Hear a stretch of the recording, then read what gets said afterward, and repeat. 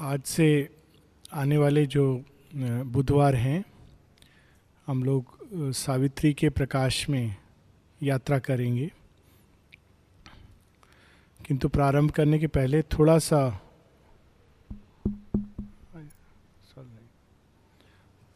इसका एक बैकग्राउंड जिससे प्रायः हम सब परिचित हैं। श्री अरविंद ने सावित्री को अपना मेन वर्क कहा। एक समय निरुद्धा को एक लेटर में लिखते हैं, my main work is getting delayed. Savitri को उन्होंने अपना एक मुख्य कार्य, और जब उन्होंने प्रायः बाकी सब काम बाहरी कार्य का है, इनर लाइफ उनकी तो मनुष्य कहने में या समझने में सक्षम नहीं है, किंतु जो बाहर के कार्य, जो बाहर हम लोगों को दिखते हैं, विजिबल वर्क्स, उसमें उन्होंने सावित्री को एक बहुत ही प्रमुख स्थान दिया है। और नॉट विदाउट ए रीज़न, इसको अगर हम लोग बहुत सीधे साधे रूप में देखें तो हम देखें कि सावित्री का जन्म, जो सावित्री बुक है, नॉट सावित्री पौराणिक लीजेंड की, हालांकि दोनों में एक समानता है। सावित्री का जन्म उस समय होता है जब पूरा संसार अंधकार के एकदम घोर रसातल की ओर जा रहा था। एक पुराणों में कहानी आती कि जब हिरण्याक्ष पृथ्वी को लेकर डुबो देता है, पृथ्वी को जल के अंदर, तो वराह रूप में भगवान आते हैं और पृथ्वी को जल से निकालते हैं।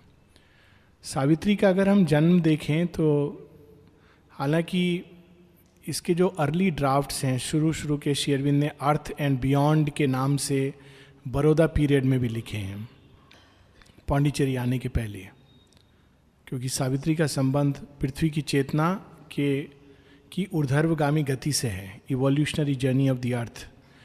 लेकिन प्रमुख रूप से जो सावित्री लिखी गई है 1927 के बाद, और विशेष रूप से during the second world war and soon thereafter. तो अगर हम रियली देखें, सावित्री का जन्म जब सारा संसार विश्व युद्ध की विभीषिका में और नाना प्रकार के कष्ट क्लेश उससे जूझ रहा था, श्री अरविंद उस समय पृथ्वी के लिए उषा गान दे रहे थे। एक तो वे जानते थे कि जिस सत्य को उन्होंने अपने अंदर धारण किया है, जिस सत्य को वे उतार रहे हैं, उसके और मनुष्य की भूमि, जिस भूमि पर मनुष्य अभी खड़ा है, एक लंबा रास्ता उसको पार करना है। हम जिस धरातल पर खड़े हैं, मन के जिस धरातल पर अज्ञान, अंधकार, हम लोगों के नस नस में अहंकार भरा हुआ है, बिना कामना के हम लोग एक कदम ठीक से नहीं चल पाते हैं। इस प्रकार की हमारी पार्थिव चेतना, मनुष्य की, पृथ्वी की अभी पार्थिव चेतना इस प्रकार की है।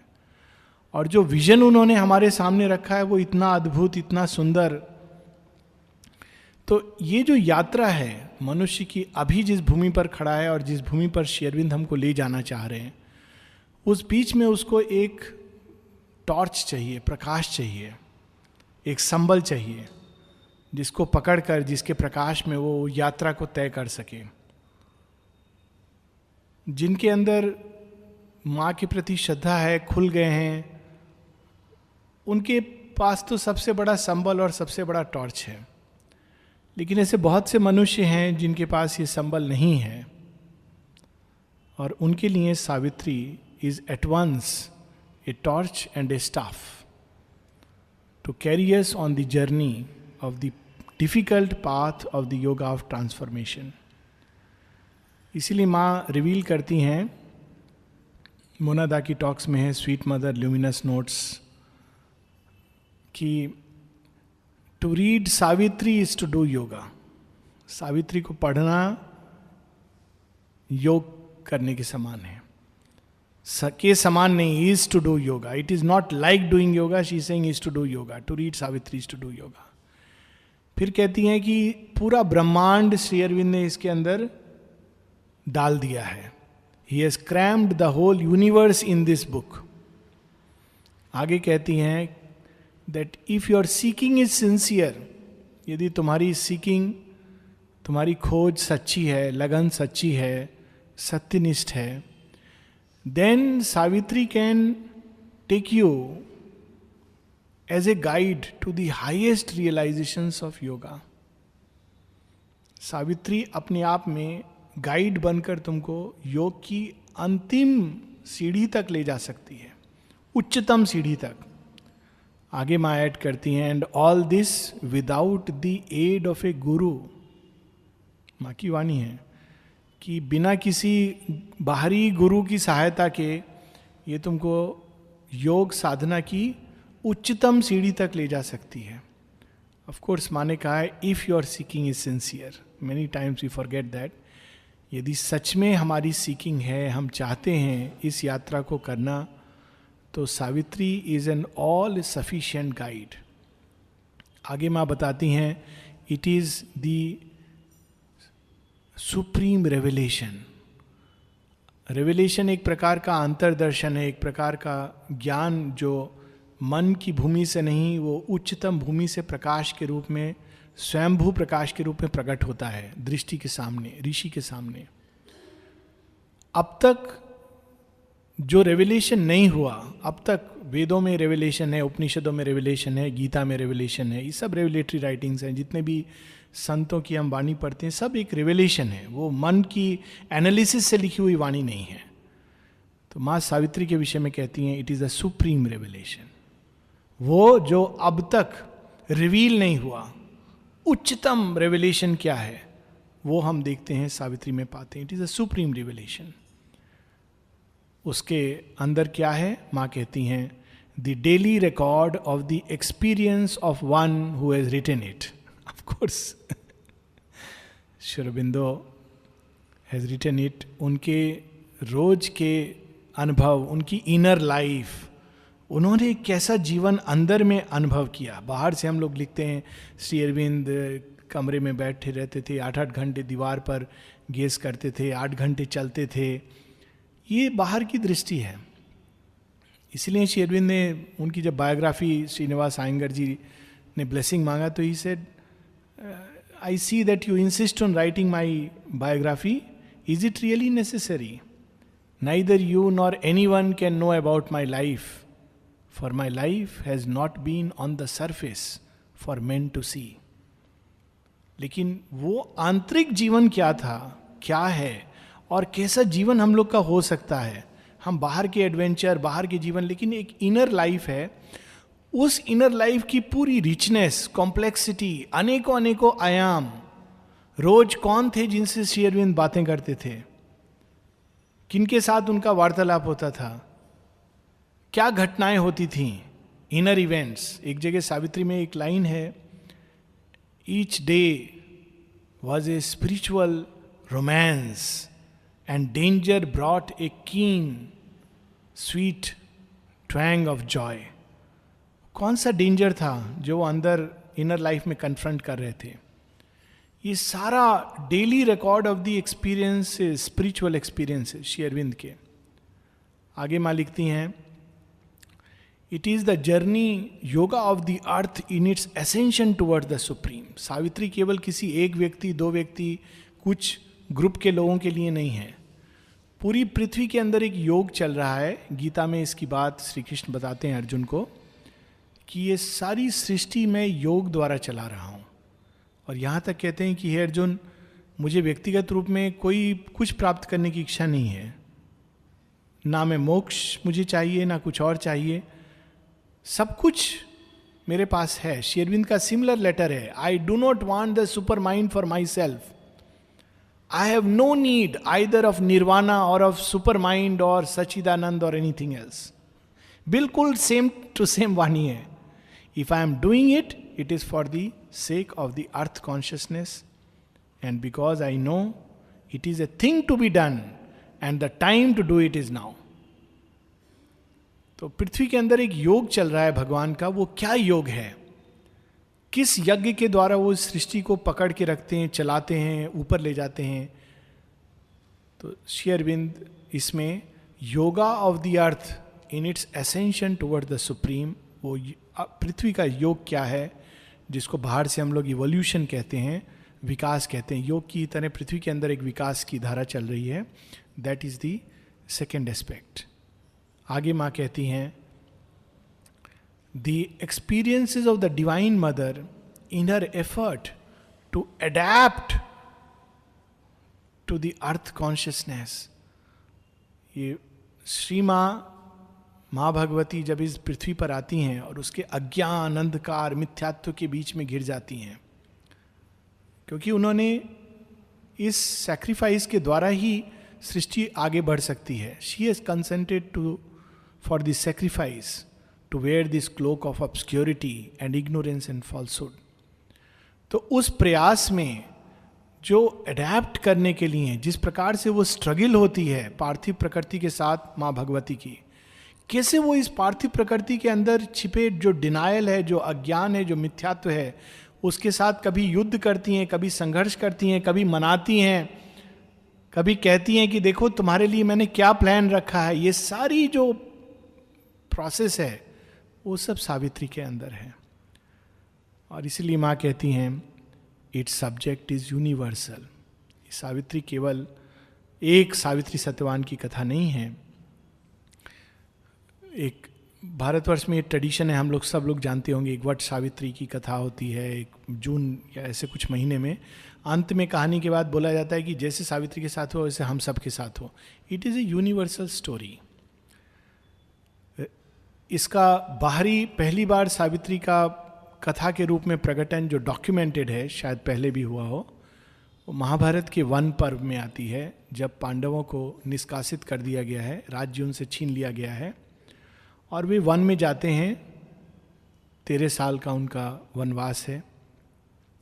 और टुवर्ड द एंड, पहले भी उनसे कई ऋषि मुनि मिलते हैं और वहाँ जाके वो अनेकों प्रश्न जिज्ञासाएं रखते हैं और वो कथा के रूप में उत्तर देते हैं. तो एक ऐसा अवसर है जब Markandeya rishi, he is also one of the immortals, वो उनसे मिलते हैं और युधिष्ठिर, कितने पीड़ा उनको हो रही होगी हम लोग कल्पना नहीं कर सकते हैं कि हर बार छला जाना और छल करके उनको निष्कासित किया जाना, एवरी टाइम ही, एंड द्रौपदी का जो ह्यूमिलेशन. तो वो मार्कंडे ऋषि से पूछते हैं कि ऋषिवर ये मुझे बताइए कि संसार में क्या कोई भी ऐसी दुर्भाग्यशाली स्त्री है जो जितनी धर्मपरायण है, जितनी धर्मनिष्ठ है, जितनी पतिव्रता है, उतनी ही अधिक उसको कष्ट और पीड़ा से गुजरना पड़ा हो? क्या संसार में कोई ऐसी स्त्री है? तो मार्कंडे बताते हैं कि यस, संसार में ऐसी की स्त्री रह चुकी हैं. Who has loved and suffered. ये रोमेश दत्त का इंग्लिश ट्रांसलेशन है. श्री अरविंद ने इस ट्रांसलेशन को पढ़ा हुआ है. ट्रांसलेशन उतना अच्छा नहीं है, बट ही अप्रिशिएटेड कि पहली बार उन्होंने इस कथा को एक बाहर में प्रस्तुत किया इंग्लिश लैंग्वेज में. She loved and suffered, strove and conquered fate. 4 शब्दों में उन्होंने डिस्क्राइब करते हैं, फिर बाद में पूरी कथा चलती है कि एक ऐसी नारी रह चुकी हैं जिन्होंने उतनी ही इंटेंसिटी से प्रेम किया है और उतना ही कष्ट सफर किया है, और फिर भी उन्होंने भाग्य के साथ लड़कर, भाग्य को पराजित कर कर भाग्य पर, मृत्यु पर विजय पाई है.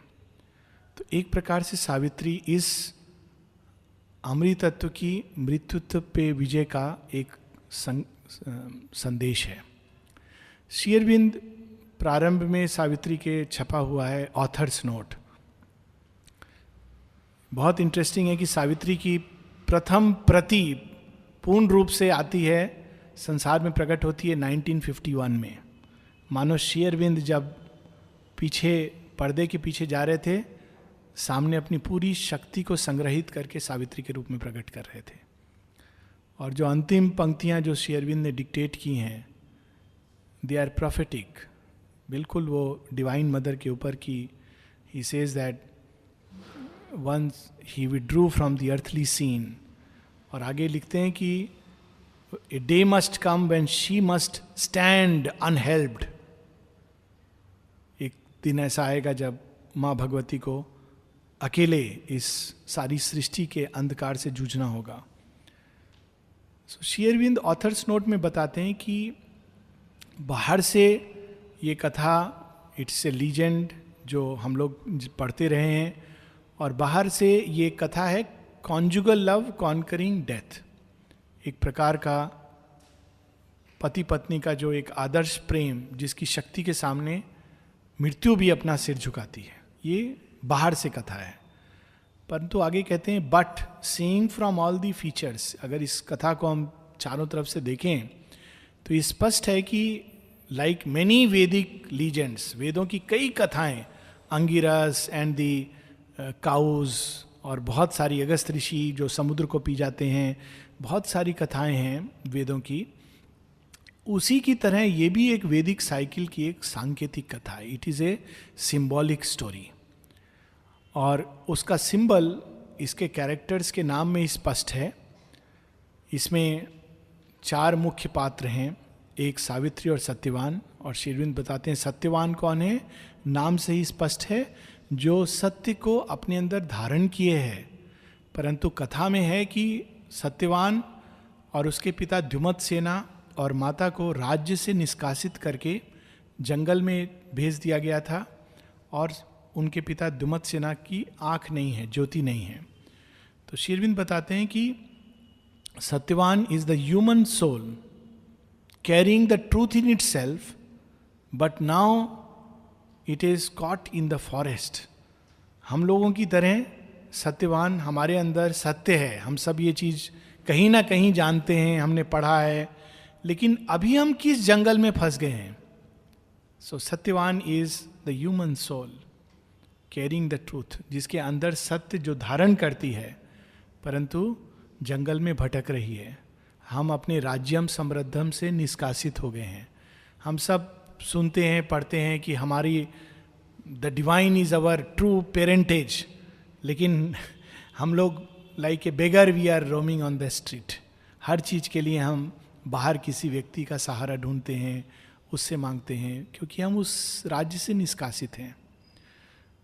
Savitri is the daughter of the sun, सूर्य की पुत्री सविता, जो सत्य को, प्रकाश को, अमृतत्व को पृथ्वी पर लाती हैं और सत्यवान को देती हैं.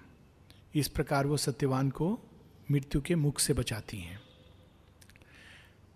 द्युमत सेना द्यु प्रकाश और देवताओं के अधिपति, we can say, Shri Arvind ने कहा Lord of the shining hosts.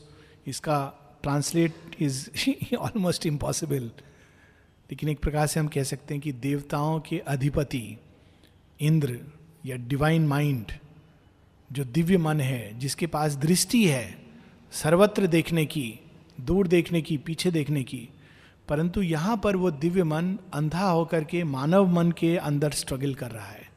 पार्थिव मन दिव्य मन से ही उत्पन्न हुआ है, लेकिन उसके पास दृष्टि नहीं है. हम सब आंख वाले अंधे हैं, और ये बहुत कठिन अवस्था है, क्योंकि आंख वाला अंधा पहचानता नहीं है कि वो अंधा है. We are blind without recognising we are blind. एक बहुत कठिन अवस्था है. अगर हम सच में अंधे होते तो आदमी जानता है कि वो अंधा है, ट्राई करता है, लेकिन जो आंख वाला अंधा है वो रियलाइज ही नहीं करता है कि उसकी लिमिटेशन क्या है. So is the divine mind fallen here blind. Ashwapati Savitri के पिता, अश्व गो, ये 2 शब्द वेदों में आते हैं जिनको ऋषि प्राप्त करना चाहते थे. अश्व is not only horse but power, strength, force, and go is also light. इसकी हम लोग पहले बात कर चुके हैं अन्यत्र, तो उस डिटेल में नहीं जाएंगे. लेकिन अश्वपति सावित्री के जो पिता हैं, he is the lord of the horse, तपोनिधि, तप शक्ति के जो ईश हैं. और ये कौन सी तप शक्ति है? वह तप शक्ति जो मनुष्य को इस मृत्युत्व के जगत से अमृतत्व के जगत पर उठाने में सहायक होती है. So Ashwapati is that power, that force of tapasya. तपस्या शब्द की उत्पत्ति ताप से होती है. It is the energy of concentrated spiritual endeavour. Shri Arvind ने तपस्या का बड़ा सुंदर सरल अर्थ दिया है. तपस्या से लोग सोचते हैं कितने दिन भूखा रहा, जमीन पर पड़ा रहा या कांटों पर सो रहा था. That is not, that is the asuric tapasya, if at all we call it tapasya. True tapasya is the energy of concentrated spiritual endeavour. किसी भी चेतना की गति को, प्रकृति की किसी भी गति को, एनर्जी को, ऊर्जा को जब हम लोग कॉन्सेंट्रेट करके ऊर्ध्वगामी दिशा में भगवत प्राप्ति के लिए या आध्यात्मिक मार्ग खोलने के लिए कॉन्सेंट्रेट करते हैं, सो दैट बिकम्स तपस्या. और ताप शब्द जो अग्नि उत्पन्न होती है, they are all related word. So Ashwapati is the lord of all this power which helps man to ascend to from mortal to immortal planes. अर्थ ये कि एक संसार है जो मॉर्टल प्लेन्स, मॉर्टल प्लेन्स कौन सी जगत हैं? मृत्युलोक. मृत्युलोक वे सारे लोक हैं जो समय में उत्पन्न होते हैं, समय के साथ वो उनका क्षर हो जाता है या प्रलय को प्राप्त हो जाते हैं. और ऐसा क्यों होता है? क्योंकि वे फाइनाइट हैं, वे सीमित हैं. और चूंकि वे सीमित हैं, वो जन्म लेंगे और मृत्यु को प्राप्त होंगे. इसीलिए कहा गया है कि मर्त्यलोक का जो सत्य है वो ये है, जातस्य ध्रुवस्य मृत्यु. It is a truth of mortal plane, it is not an immortal truth, not truth of all the planes.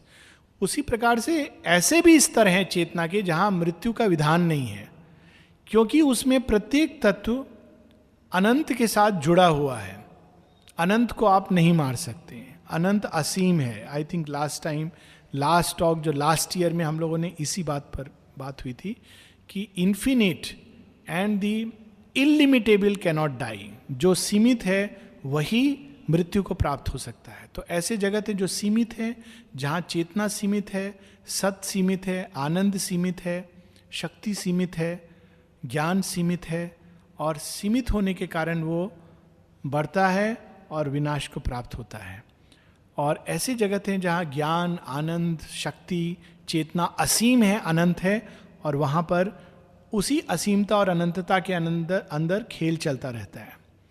सो वह शक्ति जो चेतना को सीमित जगत से असीम की ओर ले जाने का प्रयास करती है और सहायक होती है, दैट इज अशुपति. लेकिन वो व्यक्तिगत रूप में चेतना को ऊपर ले जा सकती है. अशुपति का प्रयास है उस असीम अनंत शक्ति को इस सीमित जगत में प्रकट करना. सो सावित्री इज हिज डॉटर. इस तपोशक्ति द्वारा वो सावित्री को यहाँ प्रकट करते हैं. और सावित्री आती है मानव चेतना के अंदर जो सत्यवान है, जो उलझा हुआ है, अंधे की तरह घूम रहा है, उसको बचाने के लिए. This is the story and the background. आगे श्री अरविंद कहते हैं, but this is not a मियर symbol. सांकेतिक कहानी केवल, कई लोग अच्छा ये सिंबल है, तो सिंबल अब हम समझ गए, अब कथा की जरूरत नहीं है. श्री अरविंद कहते हैं they are not personified qualities but real forces and beings and characters. Savitri और सत्यवान केवल 20,000 30,000 साल पहले जन्मे चले गए, जैसी हम लोगों की मूर्ख बुद्धि होती है. Sri Aurobindo was born on 15th August and then he left his body on 5th December.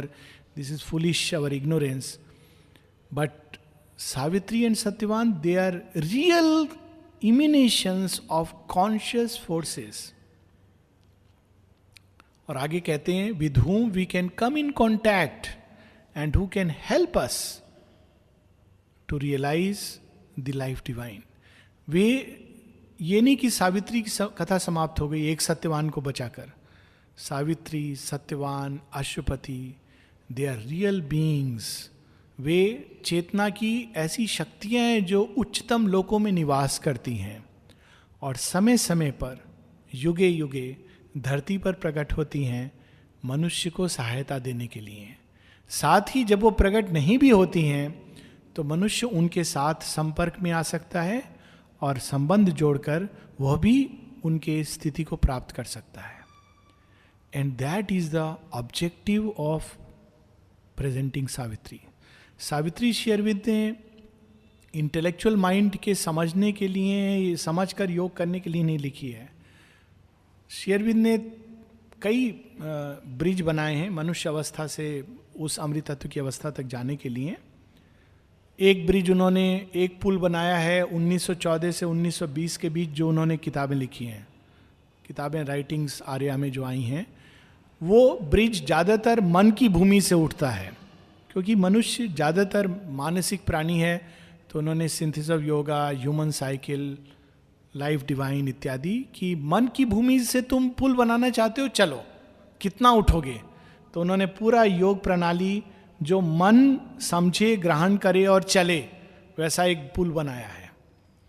कठिन है लेकिन मनुष्य के लिए, क्योंकि वो पुल एकदम मनुष्य की भूमि में नहीं गाड़ा जा सकता है, वो हायर माइंड तक वो पुल है। थोड़ा सा मनुष्य उठेगा, then he can walk on that bridge. लेकिन मन का रास्ता बहुत लंबा और बहुत कठिनाई वाला रास्ता है। पंथ दुरत्या गीता में कहा गया है। दूसरा उन्होंने ब्रिज बनाया डायरेक्ट, मां श्री अरबिंदो की उपस्थिति, उनका इन्फ्लुएंस, उनके साथ हृदय से हम नाता जोड़ लें तो रास्ता खुलता चला जाता है। This is the second bridge. परंतु मनुष्य ऐसा मूर्ख है कि जब भगवान सामने खड़े होते हैं तो दुर्योधन की तरह बोलता है, आप भगवान हो, पहले सर्टिफिकेट दिखाओ, आपको कहाँ लिखा है कि आपने भगवान का एमए पास किया है।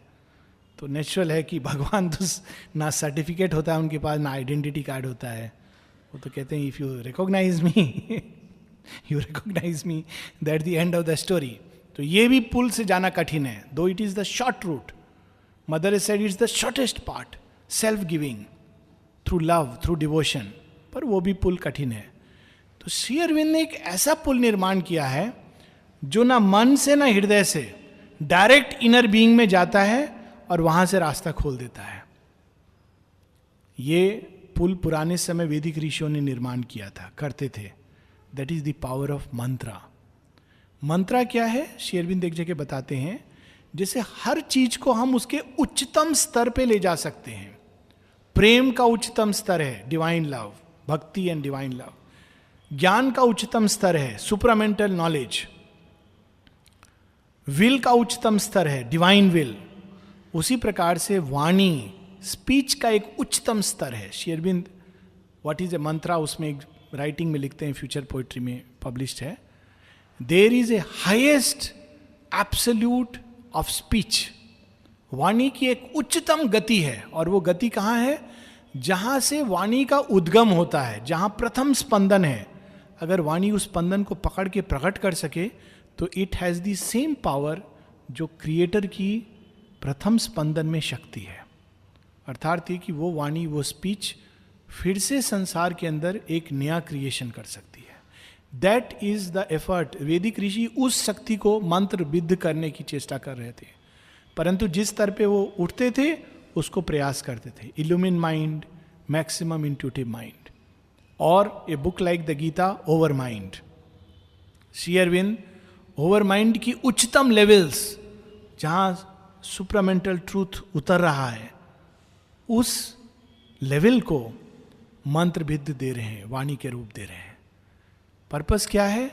ताकि वो पुल के रूप में हम उसके माध्यम से श्री अरविंद के अंदर जो चेतना है उसके संपर्क में आ सके। वह सुपर माइंड, वो सुपरामेंटल ट्रूथ जिसके बारे में सावित्री में लिखा है, there is a consciousness the mind cannot reach, its speech cannot utter, yet is the origin and the master clue. एक ऐसी चेतना है जिसको मन जान नहीं सकता और वाणी प्रकट नहीं कर सकती। केन उपनिषद कहती, यन मन सा न मनुते यनाहुर मनोमतंग। वह ब्रह्म चेतना को श्री अरविंद जहां तक वाणी प्रकट कर सकती है उस हद तक उसको प्रकट करते हैं।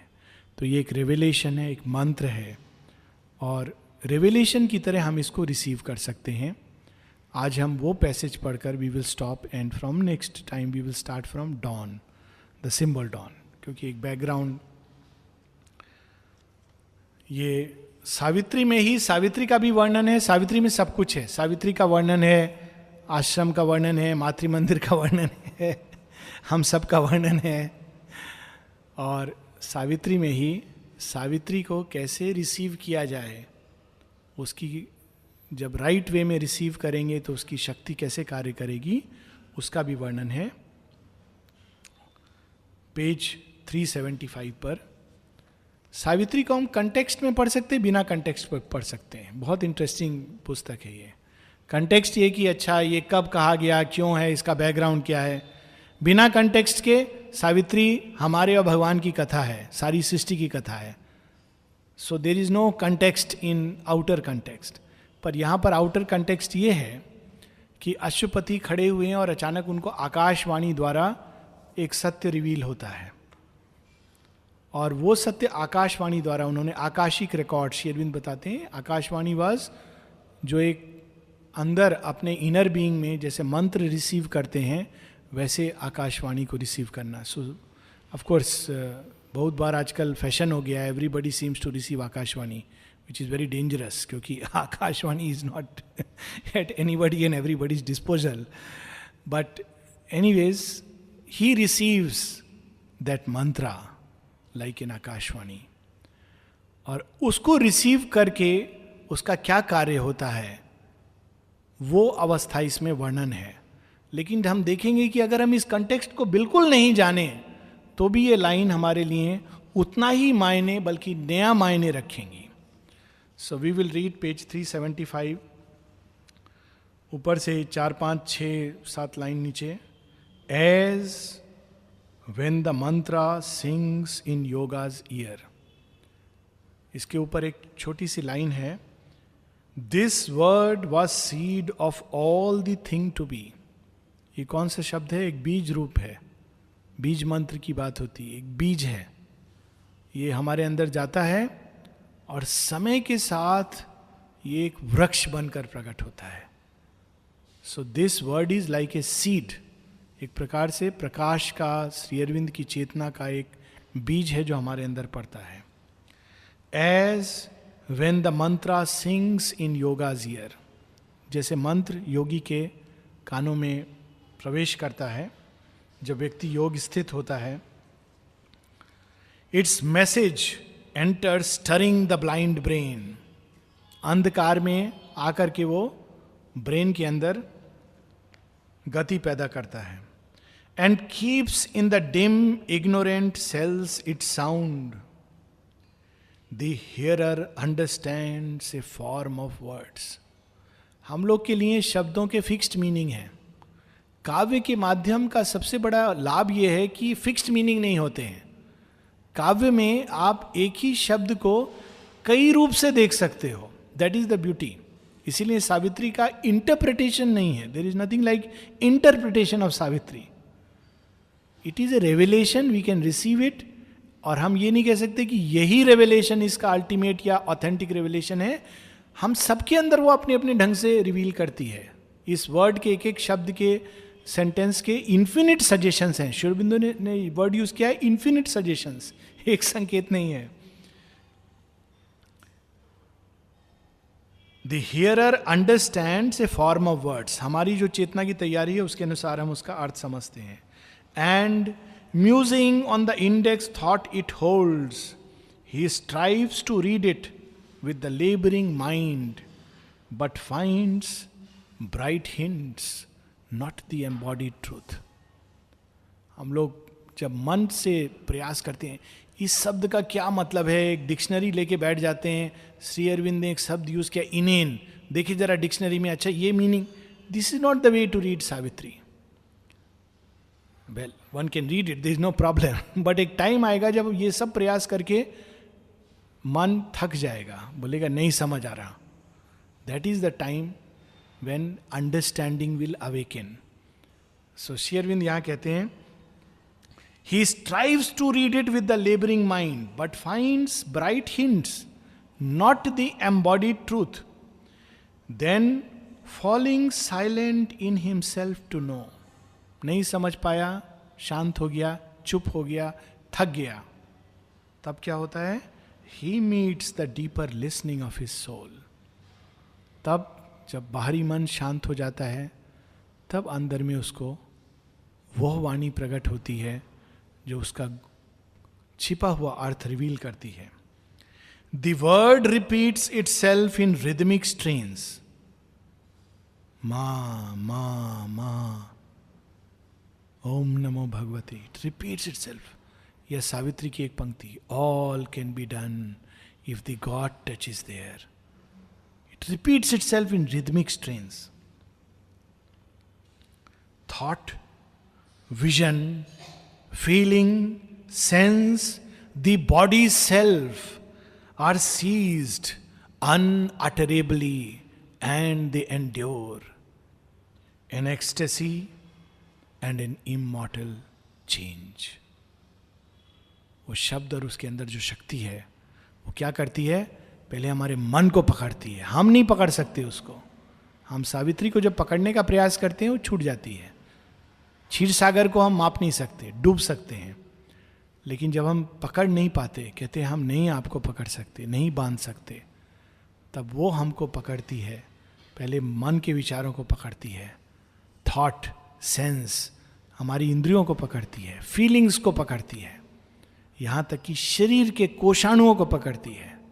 The body self are seized unutterably. किस प्रकार पकड़ती है हम लोग वर्णन नहीं कर सकते। किसी से कोई पूछे श्री अरविंद कैसे पकड़ते हैं, इस योग में इनिशिएशन कैसे होता है, कोई बता सकता है?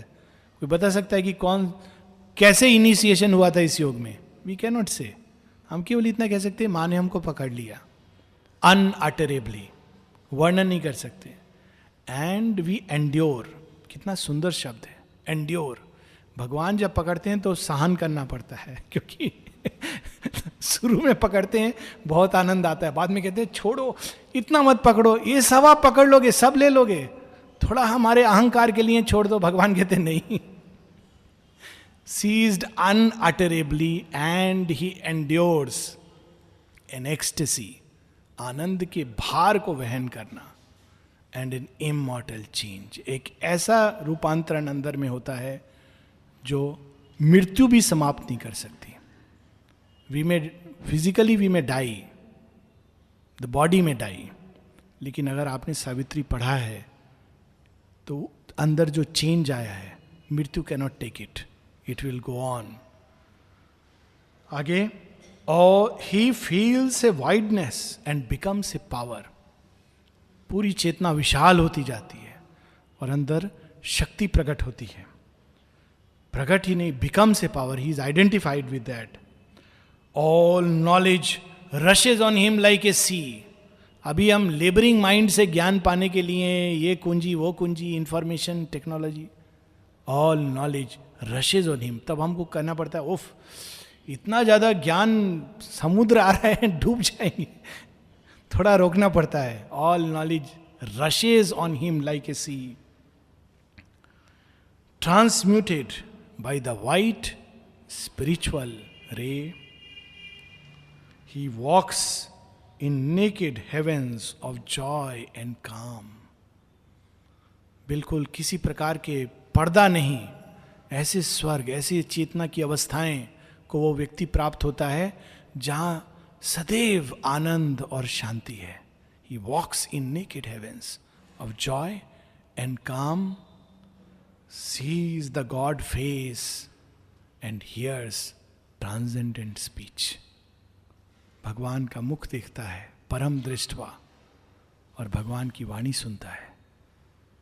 ये मंत्र की शक्ति श्री अरविंद ने उस शक्ति का उच्चतम रूप में प्रकट करके सावित्री में संग्रहित कर दिया है। इसके बाद और क्या बचा है? What else is left? Sees the god face and hears transcendent speech. हम लोग इस यात्रा को नेक्स्ट वीक कंटिन्यू करेंगे उषा गान से, the symbol dawn first canto से।